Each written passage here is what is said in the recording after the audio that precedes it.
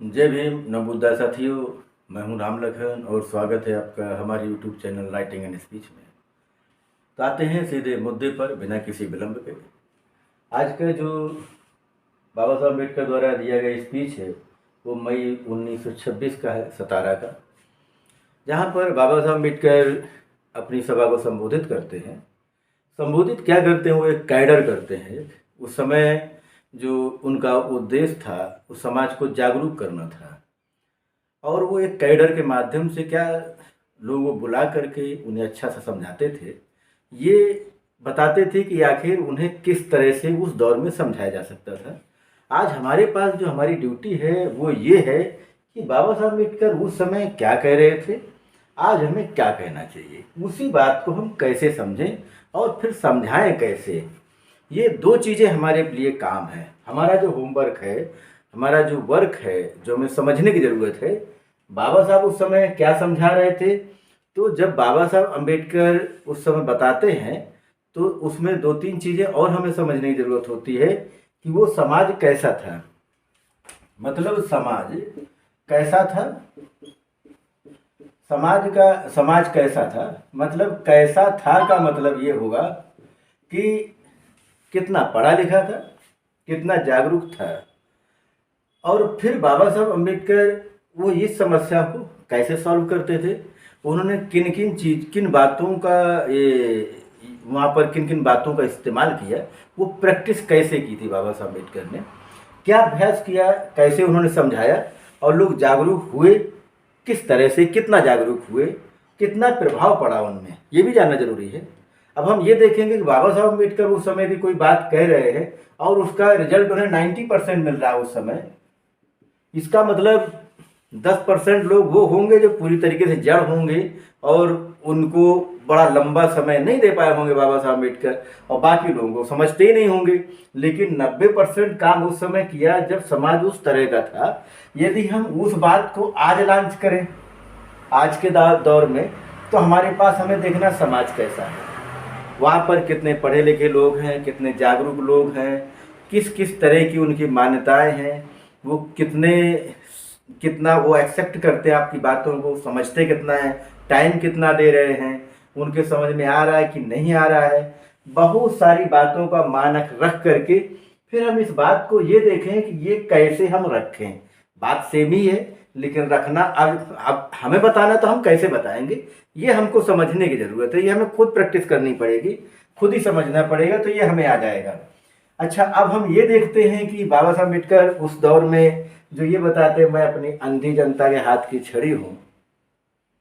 यहाँ पर एक चीज़ और समझना है, ये अंधी जनता के हाथ की छड़ी, ये जो अंधा जिसे कहते हैं, जिनके आँख नहीं है या दिखाई नहीं दे रहा है, जिन्हें पूरी तरीके से कुछ दिख नहीं रहा है, दिखता ही नहीं है, तो वो उनके जीवन में छड़ी का क्या योगदान होता है।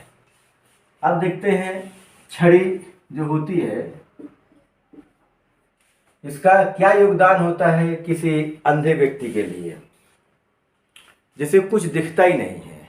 मतलब कोई व्यक्ति पूरी तरीके से ब्लाइंड है और यहाँ खड़ा है और उसे कहीं जाना है या बैठा है, जाना है, तो उसे क्या चाहिए, छड़ी। या तो छड़ी हो या तो कोई व्यक्ति उसको पकड़ के ले जाए, हाथ पकड़ के ले जाए। तो हाथ पकड़ के जो ले जाएगा वो जहाँ जाएगा वही ले जाएगा, वो जहाँ गिरेगा वही गिरा देगा। मतलब यदि उसके हाथ में छड़ी है तो वो छड़ी से टटोल के चलेगा। तो छड़ी उसके जीवन में दो काम करती है, एक तो आँख का काम करती है और दूसरा उसके चलने के लिए पैरों का काम करती है। कि वही उसके एक तरीके से पैर होते हैं, वही उसके आँखें होती हैं, उन्हीं से वो चलता है, उसी छड़ी के माध्यम से वो देखता है, महसूस करता है कि मुझे कहाँ जाना है। अब मान लो कहीं गड्ढा है, यदि छड़ी ना हो तो गड्ढे में गिर जाएगा। वही बाबा साहब अम्बेडकर है, यदि जिनके पास बाबा साहब अम्बेडकर नाम की छड़ी है वो गड्ढे में तो नहीं गिरेंगे, भले ही अंधा क्यों ना हो, लेकिन गड्ढे से बच जाएगा वो। बस छड़ी होना चाहिए उसके पास, ये वाली छड़ी, तो वो नहीं गिरेगा। हमारा समाज क्या है, मानसिक रूप से अंधा है, शारीरिक रूप से नहीं, मानसिक रूप से अंधा है। तो उन्हें मानसिक रूप वाली छड़ी भी चाहिए, जैसे कि बाबा साहब अम्बेडकर। वो एक छड़ी है। तो जो मानसिक रूप से अंधे हैं उनको वो रास्ता दिखाने में बड़ा काम आएगा। तो अब बाबा साहब अम्बेडकर यहाँ बताते हैं एक बात कि जो सामण के ब्राह्मण है, सामण, ये लोग कहते हैं कि जो बहिष्कृत लोग हैं उन्हें विधायक और जेपी जैसे पदों में ग्रहण नहीं करना चाहिए। देखिए, विधायक और जेपी ये पद उन्हें नहीं ग्रहण करना चाहिए। बाबा साहब अम्बेडकर यहाँ कहते क्या है कि भाई, और बाबा साहब अम्बेडकर क्या बता रहे हैं कि जब धन और सत्ता ये हमारे लोगों के पास आएगी तो विकास करेंगे। और यहाँ पर ये कह रहे हैं विधायक जैसे पद आप ग्रहण नहीं करेंगे। भाई इसमें क्या फायदा होगा कि आप लोग ग्रहण करें और हम यदि उस पर पहुंच जाए तो नुकसान हो जाएगा। तो ये क्या है, ये आपको गुमराह किया जा रहा है। बाबा साहब अम्बेडकर कहते इसी गुमराह से आपको बचना है। आप इसकी तैयारी करिए, आप बन जाइए, लेकिन यदि ये कहते तो इस बात को नहीं मानना है। यहाँ पर दोषी कह देने से कोई काम नहीं बनता है, उस दोष को आप कितना फॉलो करते हैं वो जरूरी है। अब हम ये कहें किसी गांव में लोग ज़्यादा शराब पीते चूँकि वहाँ ठेका है, तो शराब बंद कराने का मतलब, लोगों की शराब बंद कराने का मतलब ठेका बंद कराओ। बाबा साहब कहते हैं कि लोगों को ही शराब पीने से मना कर दो। यदि वो शराब ही नहीं पिएंगे तो ठेका कब तक चलेगा। वो ठेका यदि बंद नहीं करा सकते तो कब से शराब पीने बंद करा दो। तो वही चीज़ बाबा साहब अम्बेडकर यहाँ देखते हैं कि हम जो अब इनको तो समझा नहीं सकते कि ये भाई हजारों साल से आपने नियम कानून बनाए। बाबा साहब अम्बेडकर वही बातें यहाँ बताते भी हैं कि इन्होंने जितने भी नियम कानून बनाए, जितने भी सिद्धांत बनाए, जो भी धर्म ग्रंथों में लिखा, वहाँ पर आपको दीनहीन लिखा है, वहाँ पर आपको शोषित कर दिया, पूरी तरीके से कमज़ोर बनाया। और वही सारे नियम जो आपको कमज़ोर बनाते थे वो राजाओं से लागू भी करवाए पहले। और राजाओं का ही बड़ा योगदान रहा आपको, मतलब जानवरों जैसी जीवन जीने के लिए मजबूर करने में राजाओं का भी कम योगदान नहीं रहा। उन्होंने वो सारे नियम भी लागू किए जिसमें आप शोषण का शिकार हुए। तो बाबा साहब मेरे कहते हैं इनकी बात मानने की कोई ज़रूरत नहीं है। आप अच्छे काम करिए और आगे बढ़िए, अपना सुधार खुद करिए। बाबा साहब मेरे कहते हैं कि अब ये तो एक बात और भी कह देते हैं कि भाई राष्ट्र का गौरव ब्राह्मणों में है, और ब्राह्मण तो जेल भी जाते हैं, मार भी खाते हैं, मृत्युदंड भी भोगते हैं। बाबा साहब मेरे कहते हैं कि भाई जो अछूत और गैर ब्राह्मण जब इसी काम को करते हैं तो ये कहते हैं आपको राजनीति नहीं आती। अब देखिए दो चीज़ें, उस दौर में ये कहते हैं राजनीति नहीं आती, आज क्या कहते हैं राजनीति बहुत गंदी चीज़ है, ये नहीं करनी चाहिए। राजनीति इतनी घटिया चीज़ है, बहुत खराब है। दुनिया में यदि कोई सबसे खराब चीज़ है तो है राजनीति, और सारा सिस्टम चलता है ऐसे राजनीति से।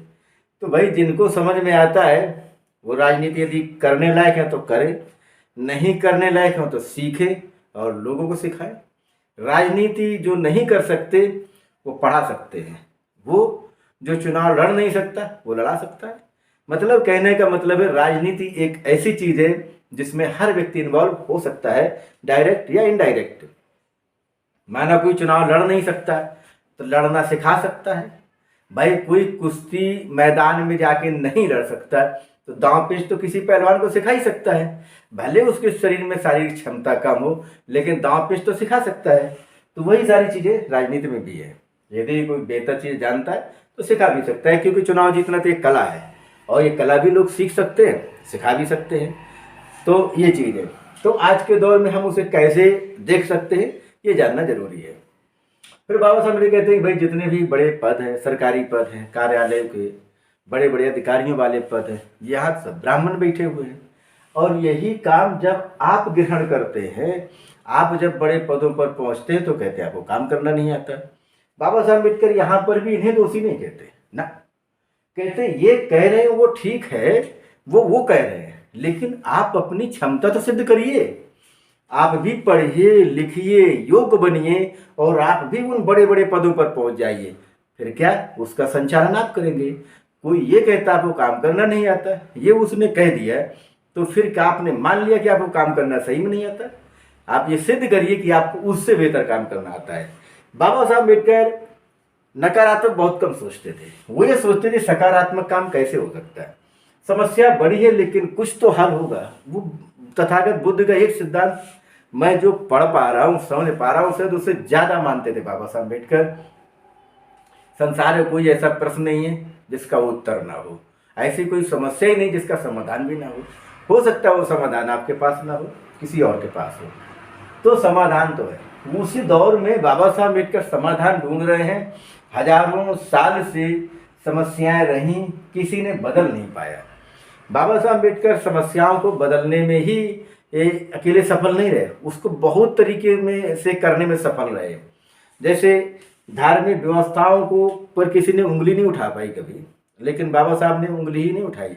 संविधान लिख करके वहाँ अवरोध खड़ा कर दिया कि धार्मिक चीज़ें इस पर लागू नहीं होंगी, संविधान लागू होगा, लॉ लागू होता है। आज हम क्या देखते हैं, बाबा साहब अम्बेडकर कहते हैं कि आप लोग जो मानसिक गुलामी है उसमें आप जकड़े हुए हैं। कब कह रहे हैं? 1926 में 17 के जो लोग थे उनको कह रहे हैं आप मानसिक गुलामी में जकड़े हुए हैं। मानसिक गुलामी का मतलब ये हुआ आप कुछ सोच नहीं पा रहे हैं, समझ नहीं पा रहे हैं, जो कहा जा रहा है उसे आप वैसा ही मान ले रहे हैं जैसा कि कहा गया है, भले ही वो गलत ही क्यों ना हो, लेकिन आपने मान लिया। बाबा साहब अम्बेडकर कहते हैं कि मैं इन सारी मानसिक गुलामियों से मुक्त हूँ। क्यों?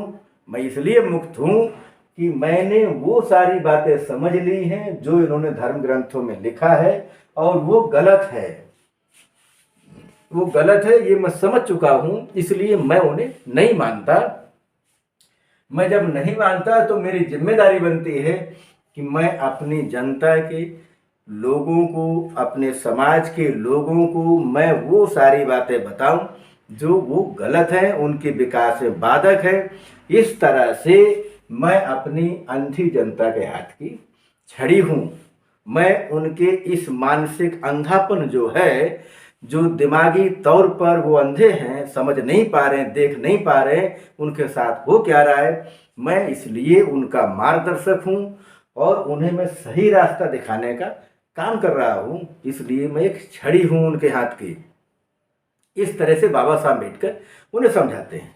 अब हमें देखना क्या है कि इतनी सरल बातें, इतने सरल लोग, इतने सरल कि जैसा भी कोई कह देता था वो मान लेते थे।